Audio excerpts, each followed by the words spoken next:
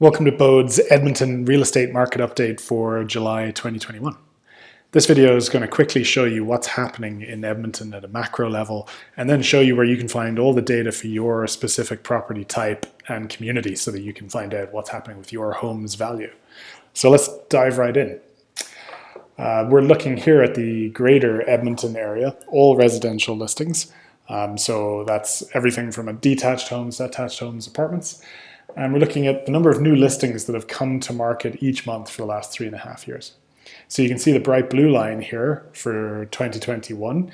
The number of new listings has been higher than typical for the time of year throughout 2021. So in June, new listings have been up 22% versus the average of the last 3 years. Meanwhile, in terms of sales, they've been up even more.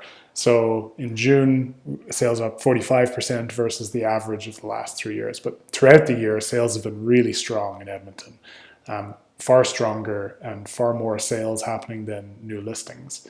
So what that means is with stronger sales and fewer new listings, it means the total amount of inventory is lower than it would typically be for this time of year. So inventory is down 14% versus what it would typically be for June.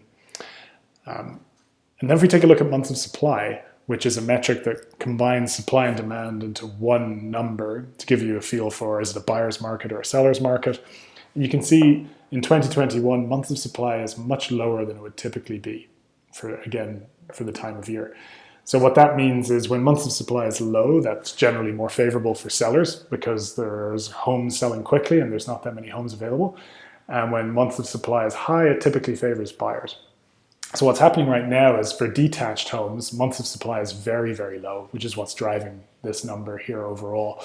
And for apartments, months of supply is very high. There's lots of apartments available and sales there aren't as strong as they are for detached homes. So right now, it's great if you're a seller of a detached home and it's great if you're a buyer of an apartment.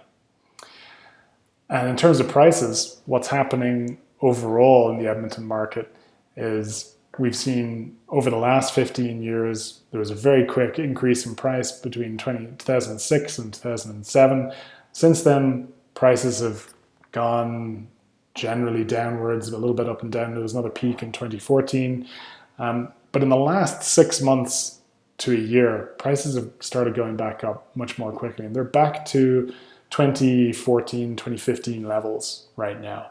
Overall, obviously much stronger for detached homes, and prices are increasing much more slowly for attached homes and apartments. But you can see the breakdown for each of those property types in our market report blog, which will be linked in the notes of this video. But really, if you want to understand what's happening in your local community, you need to take a look at the tools on our website. So if you go to Bōde.ca, we have 3 tools there where you can find out exactly what's happening in your local community and the homes around you. So first tool we have is called Market Data. You can see what's happening in your local community. You can select your community and the communities around it to see what's happening in terms of supply and demand and see the trends in prices.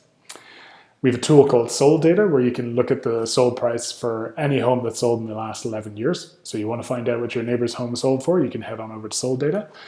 And finally, there's a comparables tool where you enter 8 bits of information about your home and we'll show you what the most comparable live listings are, as well as the most comparable recently sold listings. So it's a great way to keep a track of what your home might be worth right now.